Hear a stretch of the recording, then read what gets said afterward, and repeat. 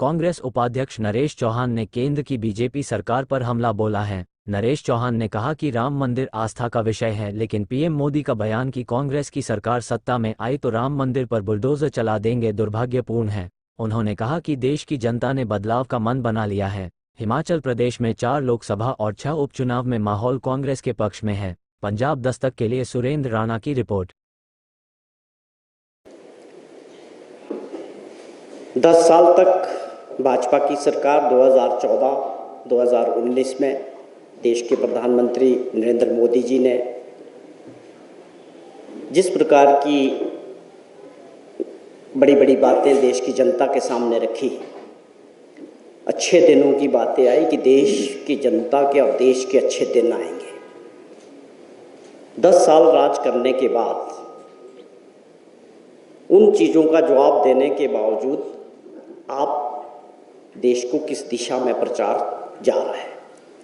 आज मीडिया की सुर्खियां हैं कि देश के प्रधानमंत्री अपने प्रचार में इस बात का जिक्र कर रहे हैं कि कांग्रेस अगर सत्ता में आएगी तो राम मंदिर पे बुलडोजर चलेगा। बड़ा दुख हुआ जब सुबह अखबार पढ़े, बहुत दुख हुआ। दुनिया का सबसे बड़ा लोकतंत्र, उसमें 10 साल तक प्रधानमंत्री रहने के बाद नरेंद्र मोदी जी देश का प्रचार इस तरह से करेंगे, मंदिर और मस्जिद पे बात करेंगे, और आज इतने स्तर तक पहुंच गए। इन पूरे 40 दिनों के प्रचार में मंगलसूत्र तक पहुंचे, मंदिर मस्जिद तक पहुंचे, हिंदू मुस्लिम तक पहुंचे। लेकिन जैसे जैसे चुनाव आगे बढ़ा, भाजपा की और नरेंद्र मोदी जी की, इनकी टीम की बौखलाहट साफ दिख रही है। ये मैं नहीं कहता, ये पूरा मीडिया देख रहा है, पूरा देश देख रहा है। आज इसी का परिणाम है कि आज उन्होंने इसको एक कदम आगे बढ़ तक, भारत जैसे लोकतंत्र में जहां 140 करोड़ लोग रहते हैं, वहां मुद्दों की कमी नहीं है, लोगों की समस्याओं की कमी नहीं है। 10 साल तक जो प्रधानमंत्री सत्ता में रहे, आज वो इन बातों को लेके चर्चा कर रहे हैं। साफ तौर पे लोकतंत्र को मजबूत करने की जरूरत है। प्रभु श्री राम में ये आस्था का विषय है, ये चुनाव का विषय हो ही नहीं सकता। राम जी के नाम पे चुनाव लड़ना, मंदिर के नाम पे चुनाव लड़ना बहुत दुखद है।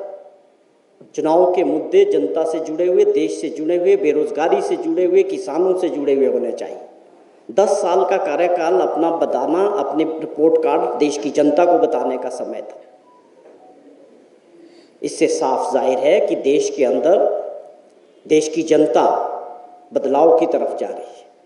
और मैं समझता हूं कि लोकतंत्र को मजबूत करने के लिए ये बड़ा सही समय है। 10 साल के बाद अगर आप बदलाव करेंगे, उससे एक चीज़ तो निश्चित है कि लोकतंत्र मजबूत होगा। जो लगातार सरकार में बैठे रहेंगे, उनको लगता है कि जो वो कर रहे हैं वो जनता उसको एक्सेप्ट कर रही है, उनके फैसलों में, उनकी सोच में तानाशाह प्रवृत्ति दिखती है।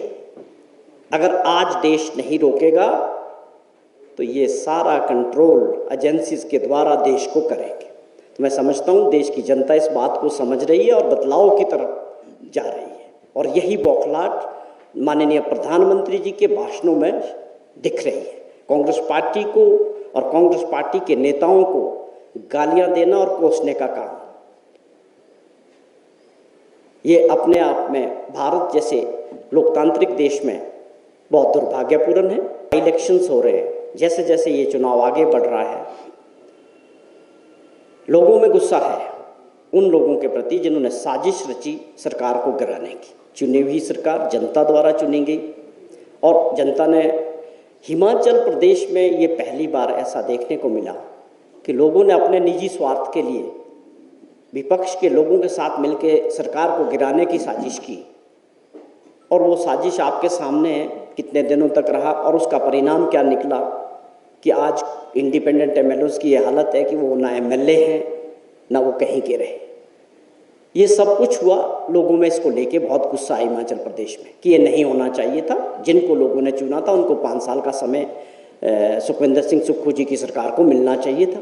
और 15 महीने का जो कार्यकाल है हमारा, उसमें हमने काम किए हैं। जो गारंटियां थी कांग्रेस पार्टी की, हमारी सरकार ने उसको आगे बढ़ाया है।